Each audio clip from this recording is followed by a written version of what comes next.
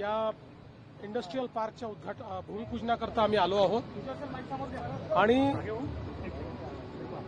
देशातल्या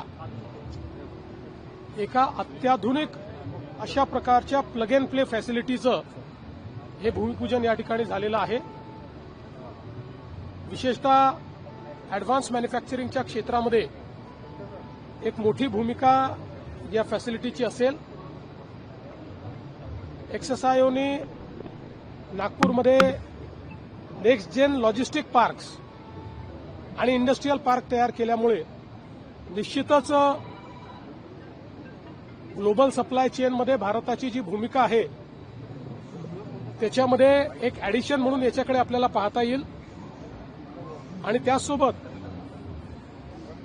एक नागपूरला जे लॉजिस्टिकल जिओग्राफिकल ॲडव्हान्टेज आहे त्या ॲडव्हान्टेजचा फायदा देखील अशा प्रकारच्या फॅसिलिटीच्या माध्यमातून या ठिकाणी घेता येईल आणि म्हणून एक्सएसआयओचे आशिष अग्रवाल यांचं मी मनापासून अभिनंदन करतो। राज्यात गॅसची काय स्थिती आहे? तुटवडा होईल अशी भीती आहे नागरिकांमध्ये? असं आहे की माझी माध्यमांना विनंती आहे की नागरिकांमध्ये विनाकारण भीतीचं वातावरण तयार करू नये।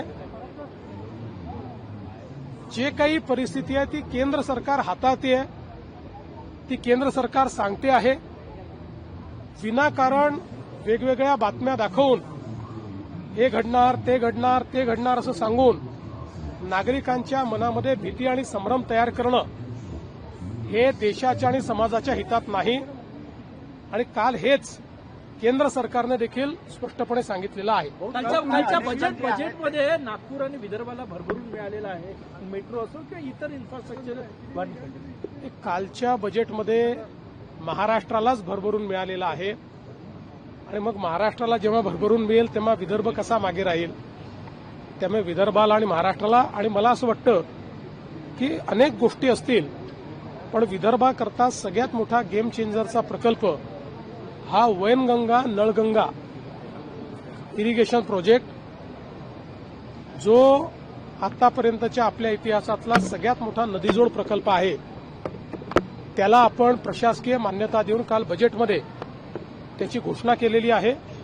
मला असं वाटतं त्यामुळे विदर्भाचं चित्र पूर्णपणे बदलेल। कर्जमाफीची घोषणा केलेली आहे पण प्रत्यक्षात कधी लागू होईल आणि ज्यांचं 2 लाखाच्या वरचं कर्ज आहे त्या बाबतीत स्पष्टता असं आहे की आता मी घोषणा केलेली आहे त्यामुळे त्याबद्दल कोणाच्याही मनात संभ्रम नाही। काही लोक वेगवेगळ्या गोष्टी पसरवण्याचा प्रयत्न करतात। कोणी म्हणतं राष्ट्रीयकृत बँकेची होणार नाही, कोणी म्हणतं जिल्हा बँकेची होणार नाही, कोणी म्हणतं या सोसायटीची होणार नाही, कोणी म्हणतं त्याची होणार नाही। आम्ही 2 लाखापर्यंत कुठलीही बँक असो ज्यांना पीक कर्ज द्यायचा अधिकार आहे अशा कोणीही दिलेलं पीक कर्ज हे आम्ही त्या ठिकाणी माफ करणार आहोत।